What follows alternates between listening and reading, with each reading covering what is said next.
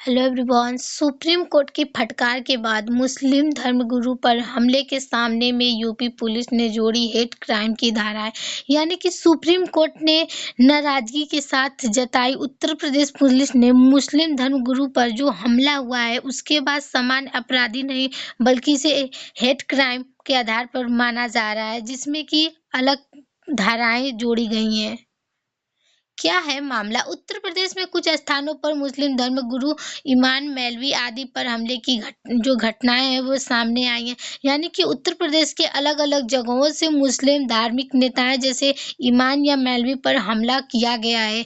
इन मामलों में पहले सामान्य धाराओं में एफआईआर दर्ज किया गया है। यानी कि जल्द ही में पुलिस ने इन हमलों को आम अपराध मानकर सामान्य रूप से यानी कि कानून की जो धाराएं हैं उसको दर्ज किया गया है, हेट क्राइम नहीं माना जा रहा है।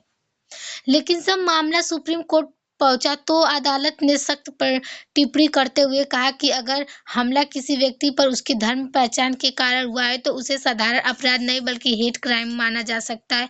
यानी कि जब ये केस सुप्रीम कोर्ट के सामने आया तो जो वहाँ की कोर्ट ने कहा नाराजगी के साथ, यानी कि ये गंभीर बात है। यानी धर्म पहचान कर अगर किसी पर हमला करवाया गया है तो ये समान अपराध नहीं है बल्कि ये नफरत से किया गया अपराध है, जिसे कि हेट क्राइम माना जाता है।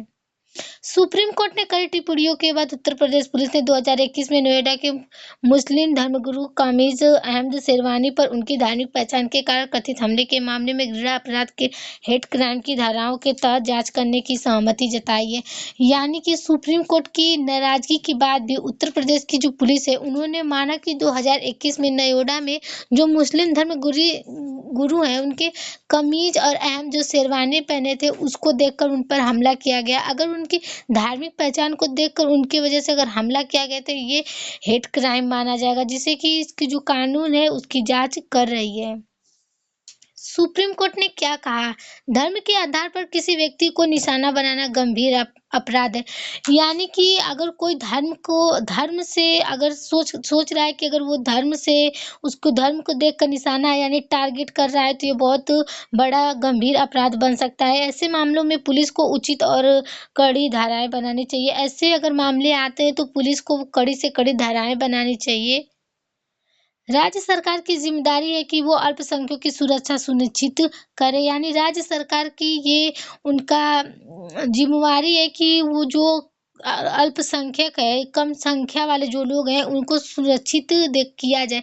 अदालत की फटकार डाँट के बाद यूपी पुलिस ने केस में हेट क्राइम से जुड़ी धाराएँ जोड़ी। यानी ये जो अदालत में जो फटकार उसके बाद हुआ, उसके बाद जो पुलिस है उन्होंने केस में हेट क्राइम से जुड़ी जो धाराएँ हैं उसको जोड़ने को कह दिया है। यूपी पुलिस ने क्या कार्रवाई की है? यानी कि पहले से दर्ज एफआईआर में नई धाराएँ जुड़ी हैं। यानी पहले से ज़्यादा अब एफआईआर में नई जो पुलिस है उन्होंने नए धाराएँ जोड़ दी हैं। हमले को धर्म के आधार पर की गई हिंसा मानते हुए गंभीर अपराध की श्रेणी में रखा जा रहा है।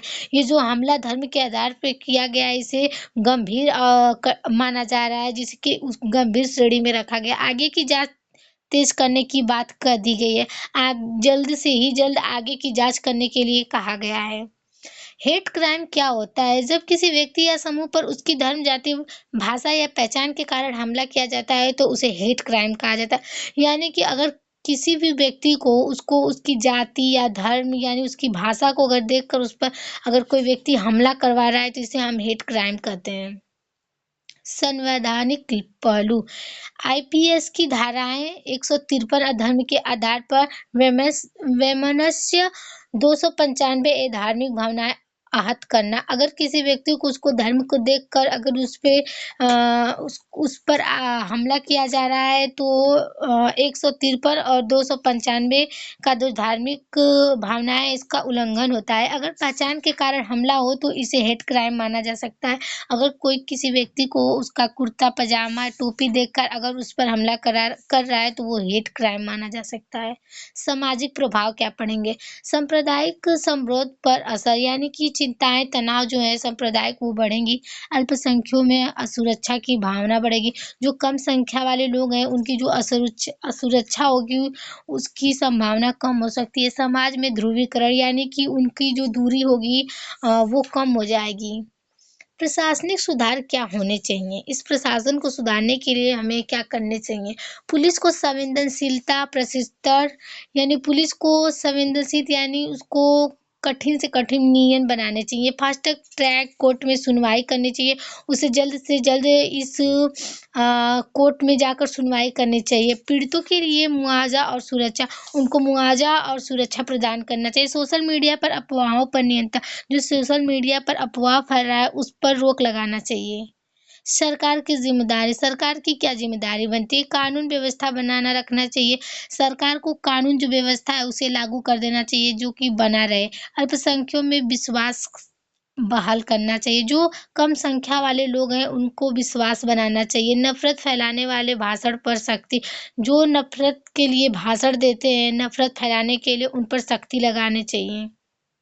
नैतिक और मानवीय दृष्टिकोण भारत विविधता में एकता का देश भारत में लोगों को मिलजुल कर एकता के साथ देश को बनाना चाहिए। किसी भी धर्म पर हमला लोकतांत्रिक मूल्यों के खिलाफ अगर किसी भी धर्म को देखकर उस पे हमला किया जाता है तो उसको मूल्यों के खिलाफ है। संभावित लाभ कानून सुरक्षा मजबूती होगी यानी सुप्रीम कोर्ट ऑफ इंडिया की सख्ती से ये संदेश गया कि धर्म के आधार पर हिंसा बर्दाश्त नहीं की जाएगी। यानी सुप्रीम कोर्ट ने कह दिया है कि सख्ती से मना कर दिया है कि जो ये संदेश दिया है यानी कि धर्म को देखकर कोई भी हिंसक करेगा तो ये बर्दाश्त नहीं किया जाएगा। पुलिस की जवाबदेही बढ़ेगी। उत्तर प्रदेश पुलिस को अब से हमलों में हेट क्राइम जैसे कड़ी धाराएँ लगानी चाहिए। यानी जो सरकार है उन्होंने लागू किया है कि जो अगर हेट क्राइम अब से होता है तो जो पुलिस है वो कड़ी से कड़ी धाराएँ लगाए। डर में कमी अगर दोषियों पर सख्त कार्रवाई होती है तो समुदायों में सुरक्षा की भावना बढ़ सकती है। अगर लोगों को जो दोषी लोग हैं अगर उन पर कड़ी से कड़ी कार्रवाई की जाती है तो जो कम समुदाय वाले लोग हैं उनकी सुरक्षा बढ़ सकती है। न्याय की उम्मीद अल्पसंख्यकों को लगेगा कि अदालत उनकी बात सुन रही है। जो कम संख्या वाले लोग क्षेत्र में हैं उनको लगेगा कि अदालत उनकी बात सुन रही है। संभावित हानि यानी हानि क्या होगा? सामाजिक तनाव बढ़ने की आकांक्षा ऐसे मामलों में समुदायों के बीच अविश्वास बढ़ सकता है। यानी कि ऐसे मामलों में अगर समुदायों के बीच जैसे कि अगर ऐसे मामलों में अगर कोई कठिन निर्णय नहीं लिया जाता है तो उनका जो अविश्वास है वो बढ़ सकता है। राजनीतिक माहौल गर्म हो सकता है। धर्म से जुड़े मामलों में राजनीतिक बयानबाजी बढ़ सकता है। जो धर्म से जुड़े लोग हैं अगर ऐसे मामलों में अगर होंगे तो जो राजनीतिक बयान होगा वो बढ़ सकता है। डर और असुरक्षा की भावना अगर घटनाएँ बार-बार हों तो समुदायों में मानसिक दबाव बढ़ सकता है। अगर ऐसी घटनाएँ अगर बार-बार सामने आ रही हैं तो जो लोग हैं उनकी जो तनाव मानसिकता है वो बढ़ सकती है। कानून के दुरुपयोग का आर यानी कुछ लोग हेट क्राइम कानून के गलत इस्तेमाल की बात भी उठा सकते हैं। अगर ऐसा ऐसा क अगर उम, क ऐसा अगर घटना बार-बार होता है तो जो लोग हैं हेट क्राइम कानून उसको गलत इस्तेमाल करने लगेंगे और उस पे गलत बात इस्तेमाल करने लगेंगे। समग्र प्रभाव कानून स्तर पर मुस्लिम समुदायों को अधिक सुरक्षा और न्याय की उम्मीद है। जो मुस्लिम की समुदाय यानी उनकी जो जनसंख्या है वो सुरक्षा और न्याय की संभावना कर रही है। सामाजिक स्तर पर माहौल संवेदनशील रह सकता है। अगर सामाजिक स्तर पर इसे देखा जाए तो इसका जो माहौल है वो सही बन सकता है। राजनीतिक स्तर पर बहस और विवाद बढ़ सकते हैं। अगर कुछ कठिन नियम नहीं लगाया जाता है तो जो राजनीतिक स्तर है उस पर बहस बढ़ सकता है। निष्कर्ष सुप्रीम कोर्ट की सख्ती के बाद ये स्पष्ट संदेश गया है कि धर्म के आधार पर हिंसा को हल्के में नहीं लिया जाएगा।